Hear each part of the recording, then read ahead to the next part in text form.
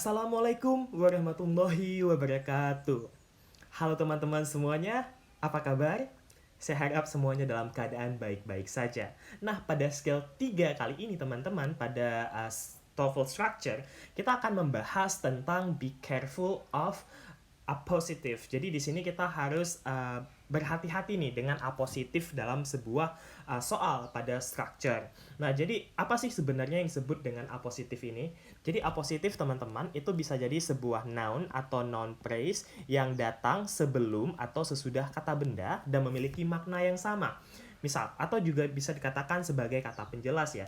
Misalkan pada contoh yang ada, di sana ada Tom.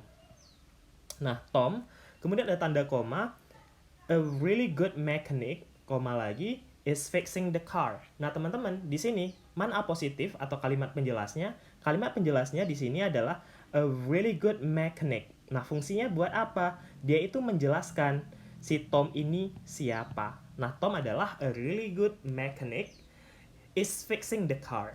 Pada kalimat ini, teman-teman, apositifnya adalah a really good mechanic. Ini disebut dengan apositif, saya singkat dengan AP. Jadi ini disebut dengan apositif, fungsinya menjelaskan kata Tom. Hanya sekedar itu ya fungsinya. Nah, kita cek kalimat ini. Kalau kita analisa, Tom ini adalah subjek dari sebuah kalimat. Dan verbnya adalah fixing. Dengan demikian, kalimat ini sudah memenuhi kriteria untuk sebagai kalimat yang benar. Karena terdapat subjek dan verb. Nah, begitu juga pada kalimat yang di bawah, teman-teman. A really good mechanic, a really good mechanic, ada tulisan koma di sana. Kemudian Tom is fixing the car. Nah, siapa sih a really good mechanic ini? Jawabannya pastinya adalah si Tom. Nah, berbeda dengan di atas, jika apositif terletak setelah subjek, kali ini apositifnya itu terletak sebelum subjek. Jadi, di sini a really good mechanic fungsinya sebagai apositif. Dalam artian ini hanya sekedar kalimat penjelas atau kata penjelas atau frase penjelas. Dalam artian jika seandainya a really good mechanic ini kita hilangkan dalam sebuah kalimat, baik yang di bawah ataupun yang di atas, maka kalimat ini masih saja benar. Di mana Tom is fixing the car, di mana Tom adalah subjek kita, is fixing adalah kata kerja. Dengan demikian kalimat ini sudah benar, meskipun ada atau tidak adanya apositif. Begitu juga dengan kalimat di atas, Tom is fixing the car, meskipun tidak terdapat tulisan a really good mechanic, karena maknanya masih sama, yaitu adalah dengan kata Tom. Contoh yang cukup sederhana lagi, misalkan adalah Jokowi, President of Indonesia, a President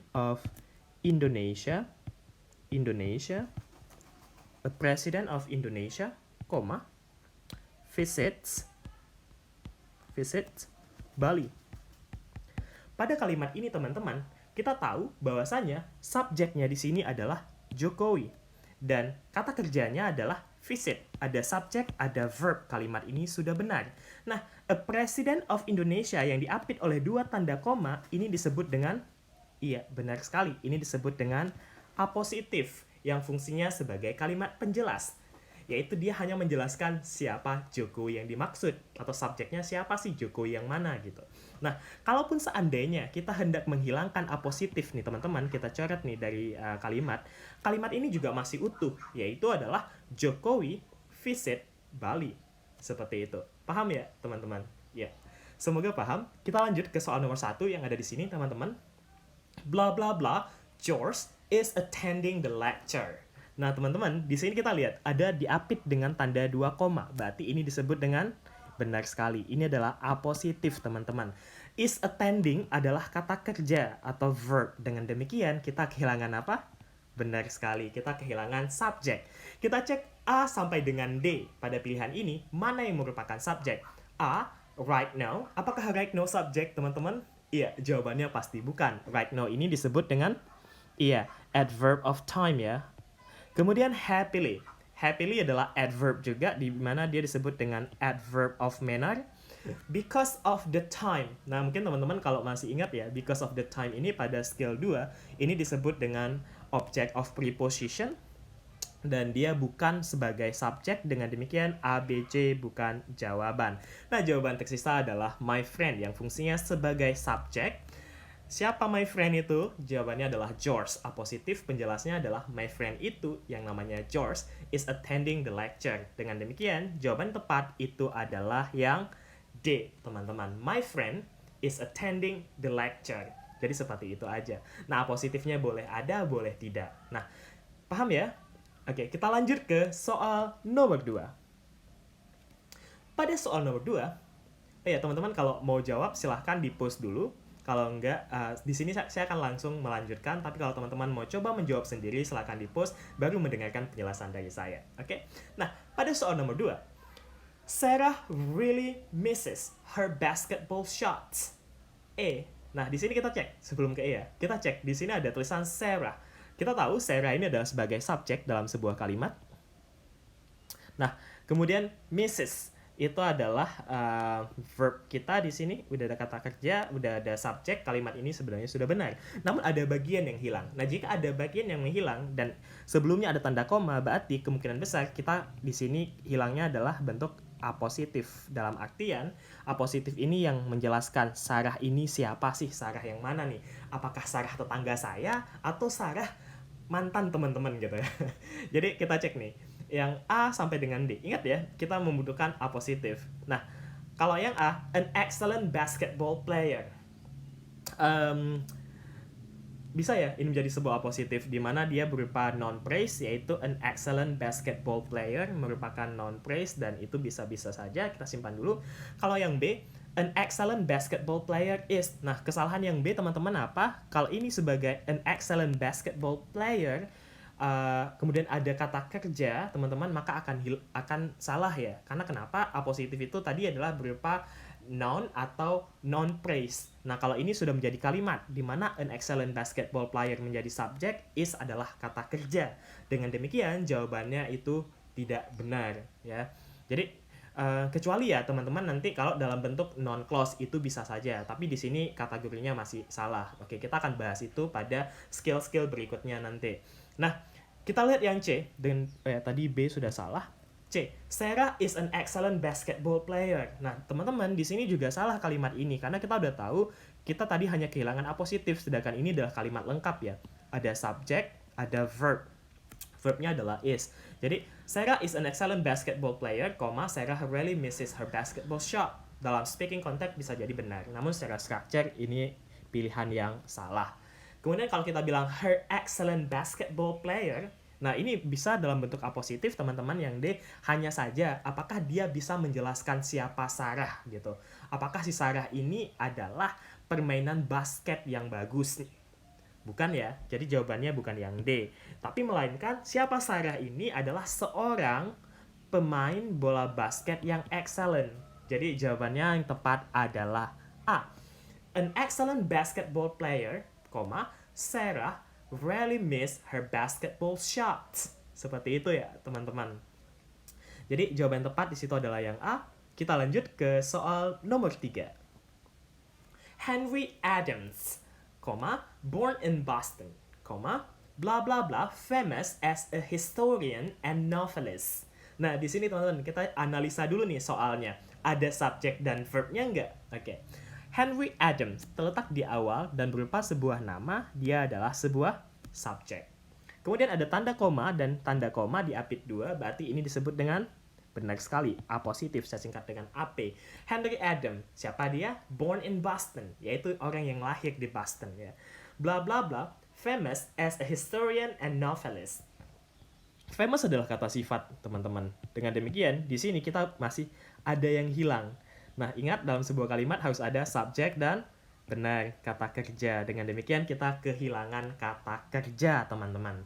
Nah, kita lihat apakah A kata kerja? Iya, A adalah kata kerja, became, ya kan?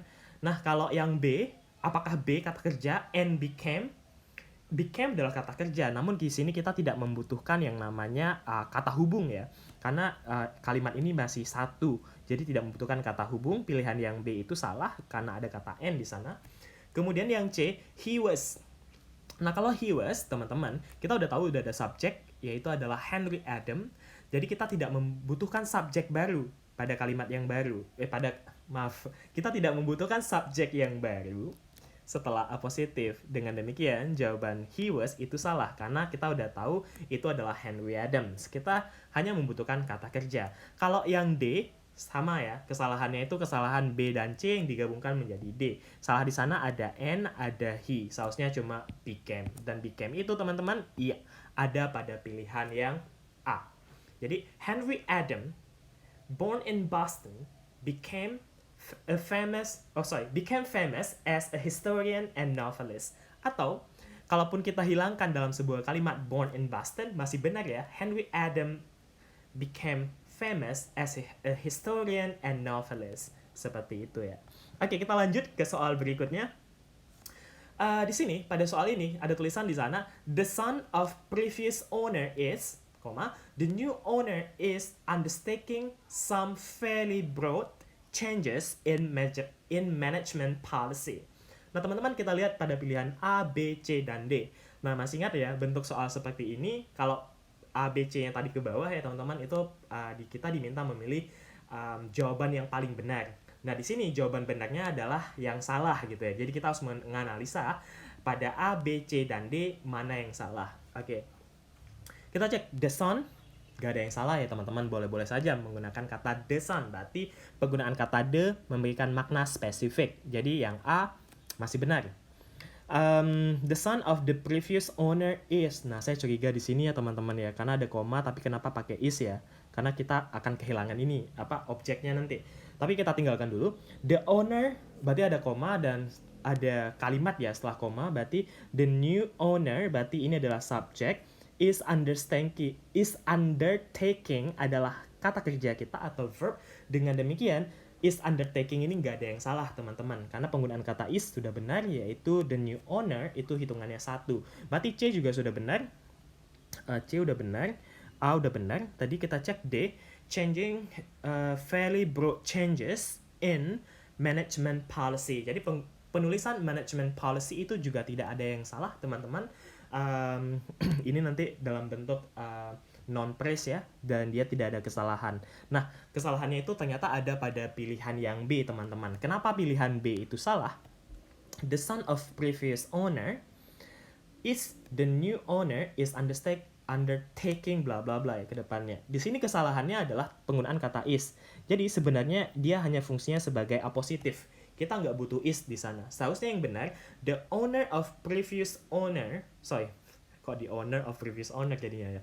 The son of the previous owner itu menjadi apositif. Seharusnya ini menjadi apositif kita. Dengan demikian kita nggak butuh kata kerja di sana karena dia seharusnya adalah non atau non-praise.